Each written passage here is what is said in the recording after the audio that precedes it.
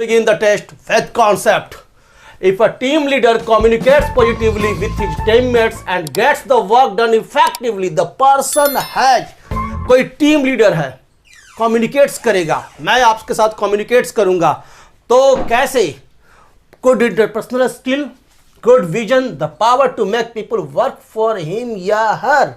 तो team leader हूं तो मेरे पास एक पावर होना चाहिए कि लोग हमारे लिए काम करें. तो कैसा पावर? ये वाला नहीं, इंटरपर्सनल, समझाने की शक्ति होनी चाहिए.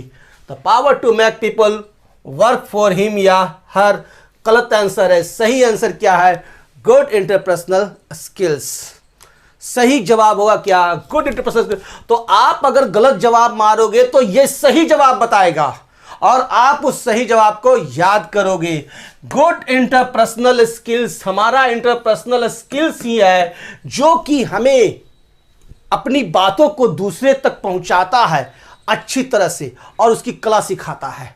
तो इंटरपर्सनल स्किल्स का मतलब यही होता है कि आप किस प्रकार से लोगों को प्रभावित करते हैं. ठीक है, तो ये होता है इंटरपर्सनल स्किल्स. तो गलत जवाब आप जब भी मारोगे सही जवाब ये बताएगा और आप उसे 2-4 बार पढ़ लो, याद हो जाएगा. फिर डिस्क्रिप्शन में जाओ, लिंक पर क्लिक करो, टेस्ट दो. Okay, so simple. देख लिया क्या से काम करता है. When you join a new friend circle, there is nothing wrong in. आप कोई नया फ्रेंड सर्किल ज्वाइन करते हो, ओके, स्कूल से कॉलेज में आ गए, इंटर से ग्रेजुएशन में आ गए और वहां नए नए फ्रेंड सर्किल आ गए. तो proudly presenting your talents, neglecting the questions asked to you, hiding your likings. तो वहां आप क्या करोगे? आपके अंदर जो टैलेंट्स है, आपके अंदर जो खूबियां हैं, ठीक है, आप जो कर सकते हो टीम के लिए, वो सबके बीच में बताओगे और कुछ अच्छा करके दिखाओगे. तो प्राउडली प्रेजेंटिंग योर टैलेंट्स, अपने टैलेंट्स को प्राउडली प्रेजेंट करना चाहिए, छुपाना नहीं चाहिए. ये सही जवाब है और यही आप मारेंगे. ओके, तो नेक्स्ट सवाल देखते हैं और ये रहा अगला question. Is the most important component of making successful presentation. आप पावर पॉइंट प्रेजेंटेशन बना रहे हो, है ना, पीपीटी प्रेजेंटेशन सीखे हो, तो पीपीटी प्रेजेंटेशन बना रहे हो, तो उस प्रेजेंटेशन में सबसे इंपॉर्टेंट कंपोनेंट क्या है? Narration, preparation, communication. नरेशन मतलब हिंट डालना जिससे कि हम समझ सके. Preparation, communication. सबसे इंपॉर्टेंट चीज क्या है? तो किसी भी चीज की तैयारी करना, जैसे मैं यह क्लास बनाता हूं तो इसकी तैयारी करता हूं, तो सबसे मेन चीज होता है क्या? प्रिपरेशन. अगर प्रिपरेशन अच्छा होगा तभी कम्युनिकेशन अच्छा होगा. तो the most important thing is the preparation. Okay, सही जवाब है और ये आप खुद को चेक करो, याद करो. To identify negativity in you. आपके अंदर कोई निगेटिविटी है तो कैसे आइडेंटिफाई करोगे, कैसे पहचानोगे?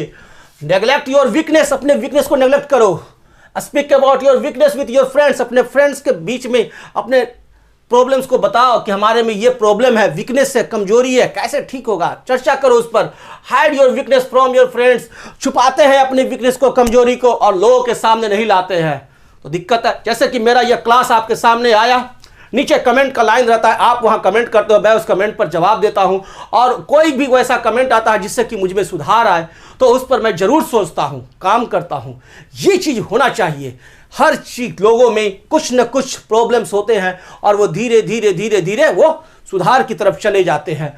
यदि हम अपने वीकनेस को दोस्तों को नहीं बताएंगे तो वो भी उसका कोई निराकरण नहीं बता पाएंगे. आप डिस्कस नहीं करोगे वीकनेस पर, उसका सॉल्यूशन नहीं आएगा. तो right choice, speak about your weakness with your friends. पूरा क्लास देखो, सुन लो, याद हो जाएगा, कोई टेंशन नहीं. उसका डिस्क्रिप्शन में जाओ, टेस्ट लिंक पर दो, मारो टेस्ट. एक बार नहीं, जितना बार मन करे उतना बार टेस्ट दो, देख लो अपने को, और उसका एग्जाम में जाओ, गर्व के साथ जाओ, कॉन्फिडेंस के साथ जाओ, फुल कॉन्फिडेंस के साथ जाओ और मैक्सिमम नंबर लाओ. Preparing to do list helps you to. Preparing to do list, to do list हम लोग बनाते हैं. क्यों बनाते हैं टू डू लिस्ट? मेरे घर में शादी है मेरी बहना की, तो हम लोग क्या करते हैं, पूरा एक लिस्ट बना लेते हैं भाई कि कौन सा काम कैसे कैसे कैसे कैसे करना है, क्रम वाइज लिख लेते हैं, और जैसे जैसे काम करते जाते हैं वैसे वैसे टिक मारते जाते हैं, सबका टाइमिंग वगैरह सब कुछ बनाते हैं. That is to do list. अगर टू डू लिस्ट नहीं बनाएंगे तो बहुत सारे काम छूट जाएंगे, प्रॉब्लम्स होगा. इसलिए टू डू लिस्ट से क्या फायदा है? Hand over the task, know your pending task, prioritise your task as per the available time. इन तीनों में से अगर सबसे सुटेबल कोई आंसर है तो ये है कि कौन सा समय, किस समय कौन सा काम किस समय पर करना चाहिए, उसकी प्रायोरिटी हम लोग निर्धारित करते हैं. टू डू लिस्ट से। ओके, तो राइट चॉइस आंसर है इन तीनों में से सबसे मोस्ट सुटेबल आंसर यही है। ओके, नेक्स्ट अगला क्वेश्चन आपके स्क्रीन पर। In a presentation you should accept different views of different people, this shows your. आप प्रेजेंटेशन देने जा रहे हो तो उसके पहले लोगों के साथ एक मीटिंग करते हो, तो उसमें क्या है कि सभी का व्यूज देखते हो कि कौन क्या चाह रहा है, क्या बोल रहा है। उन सारे व्यू पर एक फिर अपना डिसीजन लेते हो और उसके बाद प्रेजेंटेशन सबके सामने लाते हो। ओके, तो पोलाइटनेस ये शो करता है आपका politeness, positive attitude and positive acceptance of critical feedback. कोई क्रिटिकल फीडबैक भी आ रहा है, यानी कोई आपके विरुद्ध भी फीडबैक भी है, कोई ऐसा फीडबैक है जो कि आपको बता रहा है कि आप में ये खामियां हैं, तो उस खामियों पर, उस क्रिटिकल फीडबैक पर आप पॉजिटिव एटीट्यूड लेते हो, पॉजिटिव एक्सेप्टेंस लेते हो कि ओपननेस ऑफ फॉर क्रिटिसिज्म, कि कोई क्रिटिसिज्म किया तो मार गोली, मार मुक्का, भगाओ रहिया से, ऐसा काम नहीं करने का है। तो सही जवाब है positive attitude and positive acceptance of critical feedback. Okay, next, Sneha doesn't like the feedback given by her teacher on her dressing style and started crying. This indicates Sneha छोटी स्कर्ट, कुछ अजब के कपड़े पहनकर क्लास में आ रही है और उसके टीचर को अच्छे नहीं लग रहे हैं कि नहीं भाई ये रूल्स के खिलाफ है, इससे मर्यादा भंग हो रही है। तो वो टीचर कहते हैं कि तुम अपने ड्रेस को अच्छा करो, गुड ड्रेस पहनो, जो रूल्स है उस रूल्स के अनुसार रहो और मर्यादा में रहो। तो वो उसे अच्छा नहीं लगता और वो चिल्लाने लगती है, हल्ला करने लगती है कि ये मेरा अधिकार है, मौलिक अधिकार है, मैं जैसे रहूं मेरी मर्जी। तो क्या इंडिकेट कर रहा है ये चीज? सी फील्स ashamed ऑफ हरसेल्फ, या ashamed ऑफ हरसेल्फ, वो खुद पर शर्मिंदा, ऐसा तो कोई बात नहीं है, वो तो हल्ला कर रही है। सी डिसलाइक्स द टीचर, वो टीचर को डिसलाइक करती है। She needs to work on accepting feedback positively, उसे जरूरत है अपने में सुधार लाने की और पॉजिटिवली फीडबैक को लेने की और अपने में कुछ सुधार ले, कुछ चीज़ों को ठीक करे ताकि सामने वाले सभी लोग उससे खुश रहे और उसकी प्रशंसा करें। तो she needs to work on accepting feedback positively, ये सही जवाब है। ओके, नेक्स्ट क्वेश्चन आपके स्क्रीन पर यह रहा। Meena saw her colleague's mailbox open when her colleague was not in her place, what should be Meena's reaction to this? एक office में मीना काम करती है और उसको मीना को कोई फोन आ गया इमरजेंसी और वो चली गई और वो उसकी गलती से उसका मेल बॉक्स खुला रह गया। आप क्या करोगे? पूरे मेल को चेक करोगे, क्या क्या कहाँ कहाँ क्या करती है, पूरे उसके राज जान लो। ओके, विस्फोट करा दो। Meena should inform this to her colleague to on her return, जैसे ही वो आएगी मीना उसको इस बारे में बताएंगे। Meena should check her mail box, Meena क्या करेगी? मेल बॉक्स चेक करेगी। Meena should inform this to other staff member and make them check her mail box.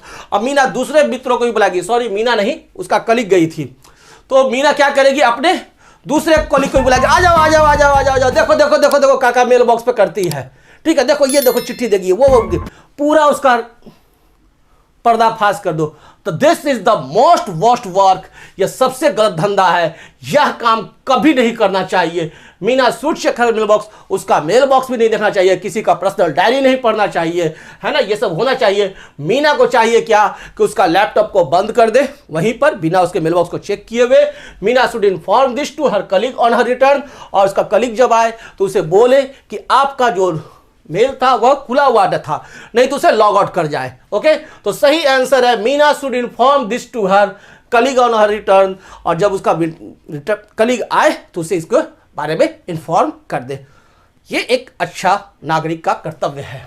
Okay, next, jealousy makes the person, jealousy जलन क्या करता है आदमी को, क्या बनाता है? जलन, किसी में जीलेसी है तो समझ लीजिए वो क्या कर सकता है। Incapable of appreciating good in others, किसी दूसरे में वो अच्छाई देखना ही बंद कर देगा ना, हमसे तो अच्छा कोई है ही नहीं, हमसे बढ़िया कोई पढ़ाता है, हम किसी को ना देखेंगे, किसी से ना सीखेंगे। भैया सीखो ना, मरने तक सीखो। जीलेसी से क्या होता है? Incapable of appreciating good in others, दूसरे में अच्छाई देखना ही बंद हो जाता है। कैपेबल और कैपेबल बनाता है, और जलन हो गया, अच्छा इसे किया है तो ठहरो थोड़ा सा हम आगे बढ़ते हैं। कैपेबल ऑफ अप्रिशिएटिंग अदर्स, दूसरे को अप्रिशिएट करने आता है, वाह वाह बड़ा बढ़िया किया, बड़ा बढ़िया किया, ऐसा कुछ नहीं है। किसी भी व्यक्ति में यदि जीलेसी आता है, जलन आता है, तो दूसरों की अच्छाई देखना वो बंद कर देता है। क्लियर?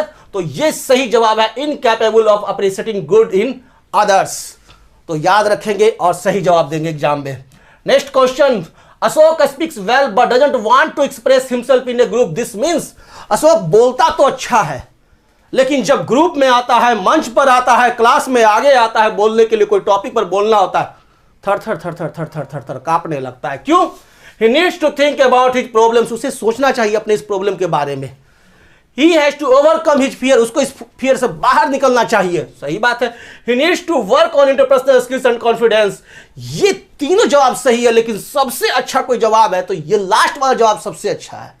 सोच लीजिए, जवाब जो दिया जा रहा है, ये भी सवाल, ये भी जवाब सही है, ये भी सही है, ये भी सही है। अब इसमें से चुनना है कि मोस्ट अप्रोप्रिएट आंसर, सबसे ज्यादा अच्छा कौन सा आंसर है, तो ये वाला आंसर सबसे ज्यादा अच्छा है। अगर ये चुनोगे तो तुमको नंबर मिलेगा 10 में 10, अगर ये चुनोगे तो तुमको मिलेगा 8 में 10, ये चुनोगे तो 6 में 10। इस तरह से सेट किया हुआ रहता है आंसर सॉफ्ट स्किल में, तो ये ध्यान देना और ये चुनना आंसर।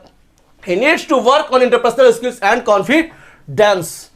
ओके, तो अपने इंटरपर्सनल स्किल पर काम करना है, अपने कॉन्फिडेंस का लेवल को बढ़ाना है, ये तब जाकर के वो सभी के सामने अच्छी तरह से बोल पाएगा। ओके, तो नेक्स्ट क्वेश्चन आपके स्क्रीन पर आ जाएगा और ये रहा।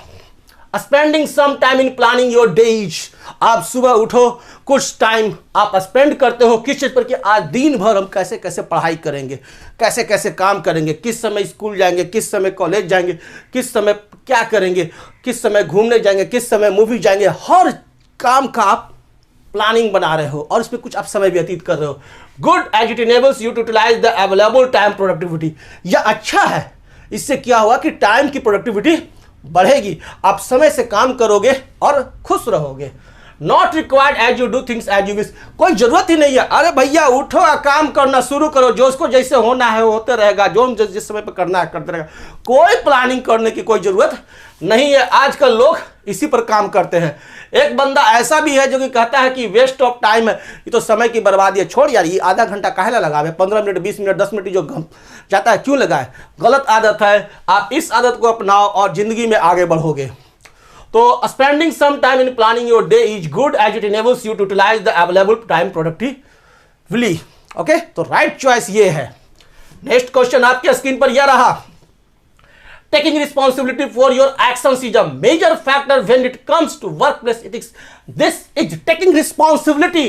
रिस्पॉन्सिबिलिटी लेना, जैसे मैं रिस्पॉन्सिबिलिटी लेता हूं कि मेरे बच्चे अच्छे नंबर लाए, उसके लिए मैं अच्छा काम करता हूं, तो रिस्पॉन्सिबिलिटी लेना, टेकिंग रिस्पॉन्सिबिलिटी में ही छुपा हुआ है इस सवाल का जवाब, और आंसर होगा responsibility, not accountability, positive behaviour, ये सब नहीं, क्योंकि टेकिंग रिस्पॉन्सिबिलिटी है for your actions is a major factor when it comes to workplace ethics.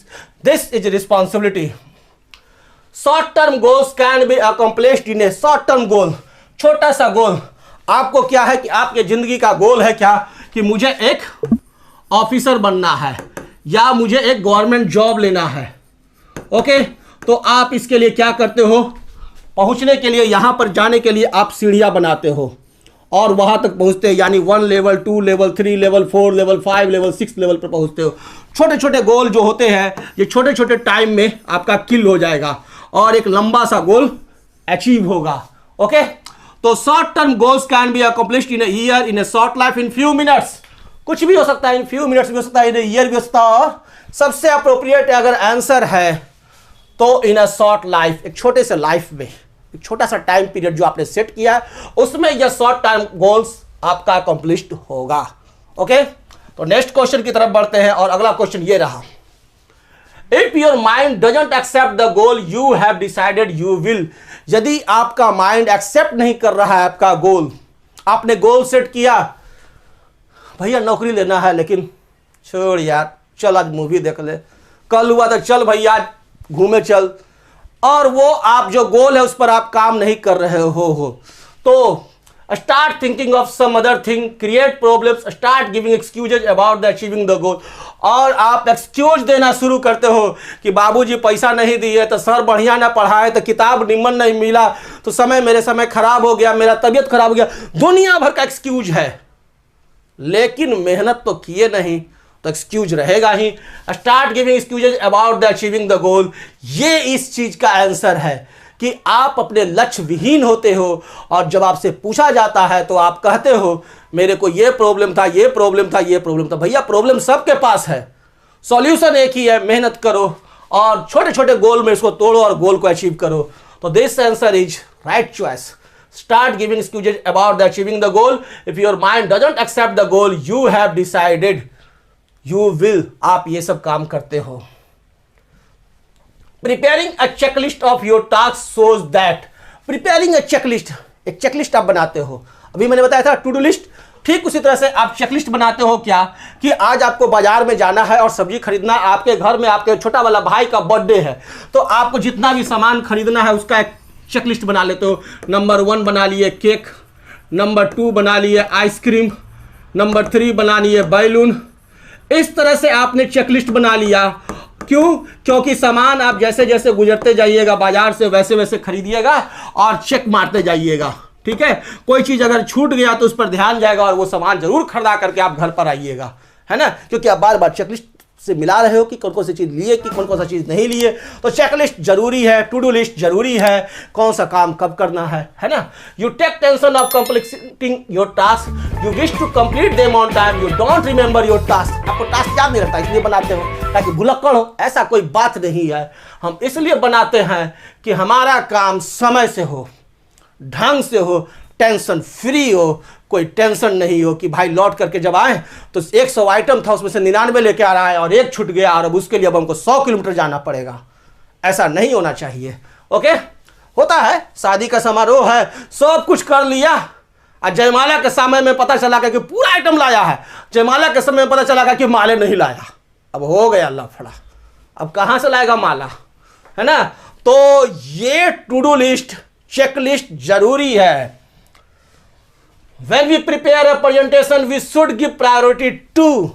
जब हम प्रिपेयर करते हैं प्रेजेंटेशन, कोई प्रेजेंटेशन बनाते हैं, we should give priority to, तो हम लोग प्रायोरिटी देते हैं किस चीज का?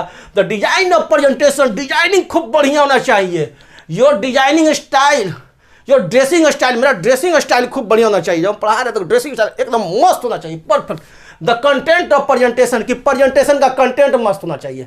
तो सबसे मेन चीज है कि हम पढ़ाते क्या है. डिजाइनिंग खूब मस्त है, ठीक है ना, मेरा ड्रेसिंग स्टाइल खूब बढ़िया है, लेकिन कंटेंट जो है वही बकलोल वाला है, तो क्या होगा? खत्म. तो सबसे मेन चीज है वो है द कंटेंट ऑफ प्रेजेंटेशन. उसके बाद आता है डिजाइन ऑफ प्रेजेंटेशन और उसके बाद आता है ड्रेसिंग स्टाइल. अगर इनको हम प्रायोरिटी बेस्ड अगर देखें तो हमारा राइट चॉइस आंसर ये है. नंबर 2 में ये बैठा है, नंबर 3 में ये बैठा है. तो अभी इस क्वेश्चन के अनुसार हमको कैटेगरी वाइज नहीं करना है, तो सही आंसर हम चुनने के लिए चुन लिए. नॉलेज रख लो अपने पास. I control my anger and handle difficult situation. I know how to manage my stress. बहुत सारे समय में बहुत गुस्सा आता है, लेकिन उस गुस्सा को कंट्रोल कैसे किया जाता है, ये कला तो आपको आनी ही चाहिए. ये कला आनी ही चाहिए. ऐसा ना हो कि गुरुजी गुस्साए तो ला भैया आज निकलिए बाहर बताते हैं. ऐसा नहीं होना चाहिए. अपने एंगर पर कंट्रोल करो, ठीक है. एंड हैंडल डिफिकल्ट सिचुएशन, और डिफिकल्ट से डिफिकल्ट सिचुएशन को हैंडल करना सीखना चाहिए.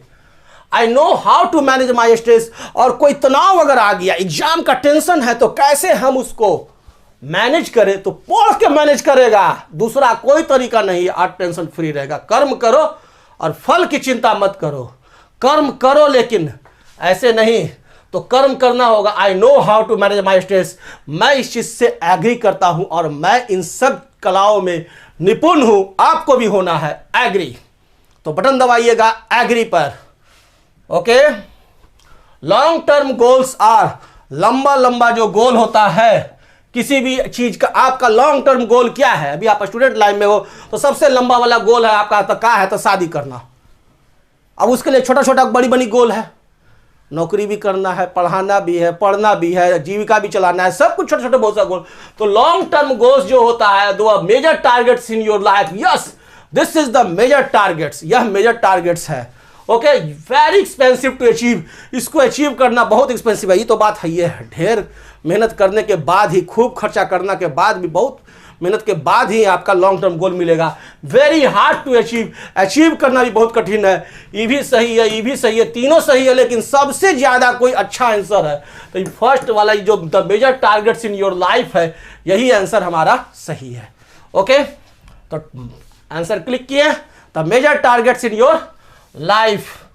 और नेक्स्ट क्वेश्चन है, careful and attentive listening is an essential part of developing effective interpersonal skills. यदि कोई सामने वाला बोल रहा है तो ध्यान से सुनो, प्रेम से सुनो, अच्छी तरह से सुनो, एकाग्रता के साथ सुनो। ये नहीं कि वो बोल रहा है कुछ लगे रहे मोबाइल पर, तो this is not careful and attentive listening और not a good part of interpersonal skills. तो careful and attentive listening is an essential part of developing effective interpersonal skills. यदि आप अपना इंटरपर्सनल स्किल्स बढ़ाना चाहते हो, इफेक्टिव करना चाहते हो, तो ध्यान से सामने वाले की बातों को भी सुनो। तो हम एग्री करते हैं इस चीज पर और सहमत हैं कि यह कथन सही है, होना चाहिए, और कंप्यूटर महोदय भी इस पर मोहर लगा दिए हैं सत्यता का। How often should you reschedule meeting? आप क्या करते हो? मीटिंग को रिशेड्यूल करते हो, कोई सूचना नहीं देते हो, है ना, और रिशेड्यूल कर देते हो। ठीक एंड टाइम पे जाके बिगड़ जाते हो, पहले से कोई सूचना ही नहीं दिया और रिशेड्यूल कर दिया, तो सबको प्रॉब्लम होगा, है ना। तो इस चीज पर स्ट्रिक्ट रहो, ऐसा कोई काम नहीं करो। रिशेड्यूल मीटिंग करने के पहले आप सभी को सूचित कर दो, बहुत पहले ही, ठीक है, और एकाएक नहीं करो। तो ये एक गलत हैबिट है। तो हमारे को सोच कर बताओ कि कौन आंसर सही होगा। सही जवाब यहां पर आपका आता है क्या? Very often as you should respect only your time, never as you should stick to your schedule, rarely as you should respect others time to। बहुत सारे तरह के लोग होते हैं। एक होते हैं क्या, एकदम स्ट्रिक्ट है, जरा सा भी हम लचर मचर कुछ नहीं होगा, एकदम स्ट्रिक्ट, तो वो आदमी सबसे अच्छा है। दूसरा है रेयरली, कभी कदा हो सकता है हो जाए, चलो वो भी ठीक है। और very often as you should respect on your time. और एक तो होते हैं क्या, अक्सर शेड्यूल चेंज कर देते हैं, तो वैसे लोग को पसंद नहीं किया जाता है। तो सबसे अच्छा आंसर यही है, never as you should stick to your schedule. Okay, और अगला क्वेश्चन है, when you join a new friend circle there is nothing wrong in proudly presenting your talents because. जब भी कोई आप एक नया सर्किल ज्वाइन करते हो तो वहां अपने बारे में बताते हो, अपने टैलेंट के बारे में बताते हो। कोई महोत्सव हो रहा है, कोई कार्यक्रम हो रहा है, तो वहां बताते हो, अरे ये काम हमको करने आता है, हम बहुत अच्छा से कर देंगे। तो वहां आप अपना प्रेजेंटेशन देते हो, बताते हो और काम करना शुरू करते हो। तो all friends must accept your ideas, लेकिन आप ये मत सोच लो कि सारे के सारे फ्रेंड आपके आइडिया को एक्सेप्ट करेंगे। You are expected to do so, आप एक्सेप्ट करते हो कि ऐसा लोग सोचेंगे। Everybody doesn't know your skills, सभी लोग आपके स्किल्स को नहीं जानते, और अगर आपने बताया ही नहीं तो कैसे लोग जानेंगे। तो आपको वहां कहना चाहिए, बताना चाहिए। इसमें कोई बुराई नहीं है कि आप अपने फ्रेंड सर्किल के बीच में अपने टैलेंट्स के बारे में बता रहे हो। तो सही आंसर है आपका, everybody doesn't know your skills. Okay, next question, in a group discussion you should be flexible. But आप ग्रुप डिस्कशन में बैठे हुए हो और वहां फ्लेक्सिबल हो, लेकिन you must not put forth what you want to say. लेकिन आप जो कहते हो उस पर कभी आप रहते नहीं हो। You must not think about it, और आप जिस चीज पर डिस्कशन हो रहा है उस पर आप सोचते नहीं हो।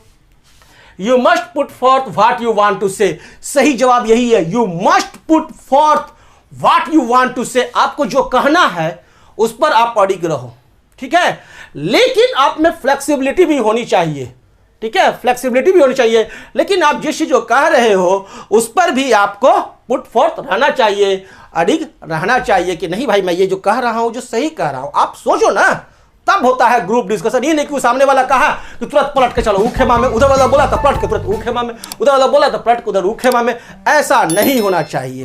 ओके, तो right choice is you must put forth what you want to say. Question है हमारा यह, you delay the expected action on the things you have plan, this indicates that आपने प्लानिंग किया था कि हमको इतना बजे ये काम करना, इतना बजे ये काम करना, इस टाइम पर ये काम करना, वो प्लानिंग आपका किया हुआ है पहले से, लेकिन हर काम में आपका डिले करना एक आदत है, हैबिट है। You don't like those activities, you don't have the energy to those things. और कहते हैं हमको एनर्जी ये नहीं है, तो ये काम करने का हमको पसंदे नहीं है।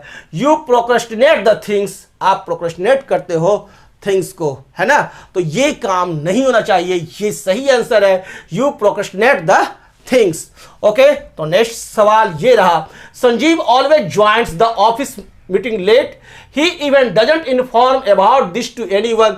दिस मीन्स संजीव जो है हमेशा ऑफिस लेट ज्वाइन करता है और इस बारे में वो किसी को बोलता भी नहीं है, जिसके चलते बाकी लोगों को भी दिक्कत होते हैं, समय से काम ठीक से नहीं हो पाते हैं। तो he is allowed to do as so as he is a team leader, उसको ऐसा करने का परमिशन है, कहा है कि वो टीम लीडर है, बॉस है। he doesn't respect others time which is not acceptable workplace ethics. वह दूसरे के समय को कद्र करना नहीं जानता है, यह एक अच्छा वर्क प्लेस इथिक्स नहीं है, यह गुड वर्क प्लेस इथिक्स नहीं है। तो सही जवाब यही होता है। और he likes to keep people waiting for him, और उसे बड़ा मजा आता है कि लोग उसका इंतजार कर रहे हैं और वो लेट पहुंचता है। ये गलत हैबिट है, ये गलत आदत है। सही आंसर यही है, he doesn't respect others time which is not acceptable work place ethics. या अच्छा ऑफिशियल वर्क प्लेस इथिक्स नहीं है कि वह दूसरों को इंतजार करा रहा है, ऑफिस लेट चाहता है। तो नेक्स्ट क्वेश्चन ये रहा, my decisions lend to be hasty rather than plan, I change my mind frequently, this indicates. मैंने जो डिसीजंस लिया उसको प्लान के अनुसार नहीं करते हैं और हमेशा बदलते रहते हैं, फ्रिक्वेंटली चेंज कर जाते हैं। तो this indicates I take decisions impatiently, my decisions में land me in stressful conditions, I take decisions useful to me and others too. मेरा जो डिसीजंस है वो मेरे को ही स्ट्रेसफुल कंडीशन में पहुंचा देता है। यह इंडिकेट करता है, जिसके चलते क्या होता है कि मैं अपने डिसीजंस पर हमेशा फ्रिक्वेंटली चेंज करता रहता हूं। ओके, सही जवाब है। और नेक्स्ट सवाल रहा यह, if you set a goal for yourself and in the due course of time you find it difficult to achieve your goal, what will you do. आपने एक गोल सेट किया है अपने लिए, the due course of time, और आप उसे achieve करने के लिए थोड़ा मुश्किल लग रहा है आपको कि भाई ये गोल प्राप्त करना बहुत कठिन है। तो आप क्या करते हो, चेंज योर गोल, गोल को बदल देते हो। चल भैया नौकरी करने के लिए सोचे थे, चल छोड़ ना मिलेगा, छोड़ दे, है ना, दूसरा धंधा करते हैं। दूसरा धंधा सेट किया, फिर कहते हैं ना भैया यहू ना होगा, चल दूसरा धंधा कर, तीसरा धंधा कर। ये भागे वाला भगोड़ा का कोई उपाय है। Split it into smaller and achievable targets.